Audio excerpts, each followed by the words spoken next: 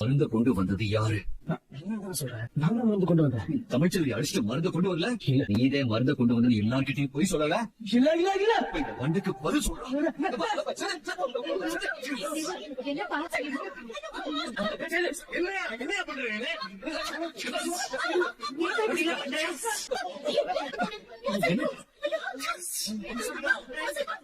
மாமா கண்டு கொட்டிடுச்சு மாமா. உங்க கண்ணு முன்னாடி அடியில நடக்குதே மாமா.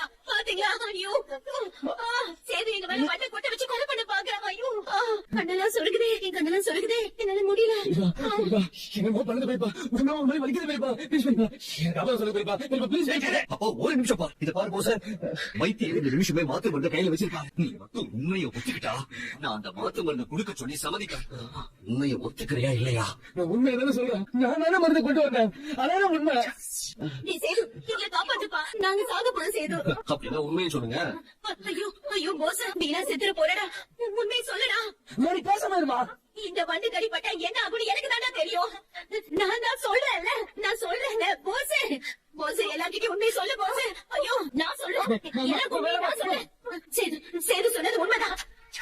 அந்த வண்டு கடிக்கு மருந்து கொண்டு வந்தது தமிழ்ச்செல்விதான். அவன் தலையில அடிச்சு மயக்கமாக்கிட்டுதான் போஸ் அந்த மருந்து கொண்டு வந்தான். இத என் பிள்ளை என்கிட்ட சொன்னான். டேய் உண்மையை ஒத்துக்கோடா. போசே உண்மையை ஒத்துக்கோடா, அப்பதானே மாத்து மருந்து கொடுப்பாங்க போசு. ஒத்துக்கடா ஒத்துக்கடா போசு, ஒத்துக்கோ. நான் ஒத்துக்கிறேன், உண்மையை ஒத்துக்கிறேன். எங்க அம்மா சொன்னது உண்மைதான். இந்த தமிழ்ச்செல்வி தான் மருந்து எடுத்துட்டு வந்தா.